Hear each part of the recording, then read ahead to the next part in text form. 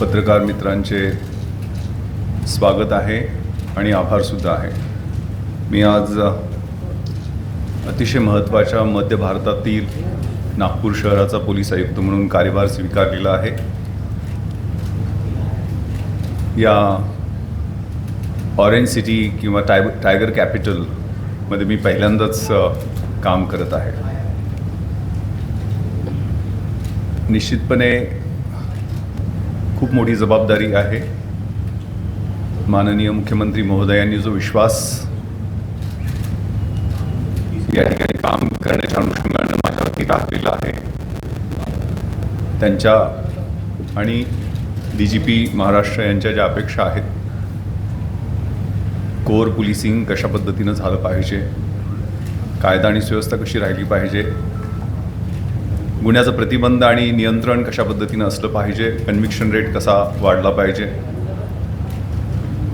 महिला, लहान मुलं, weaker sections of the society, युवक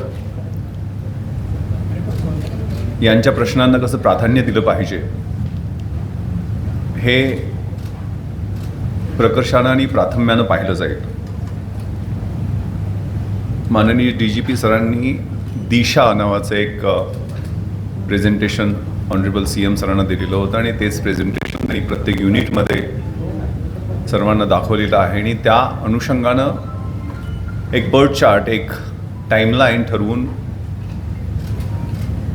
जनसामान्यांच्या सेवेसाठी पोलिसांनी कसं काम केलं पाहिजे या अनुषंगाने तो ब्लूप्रिंट दिलेला आहे. पण निश्चित अतिशय संयतपणे, जबाबदारीनं, प्रोफेशनल आणि कोअर पोलिसिंगला समोर ठेवून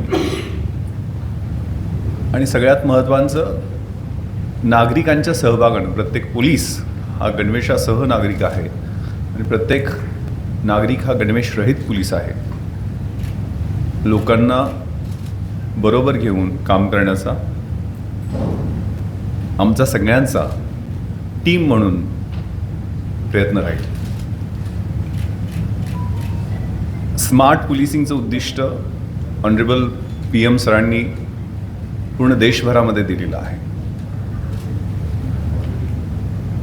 आणि स्मार्टचं फुल फॉर्म त्यांनी जो दिलेला आहे, स्ट्रिक्ट आणि sensitive, S, M modern and mobile, A alert and attentive, R responsible and responsive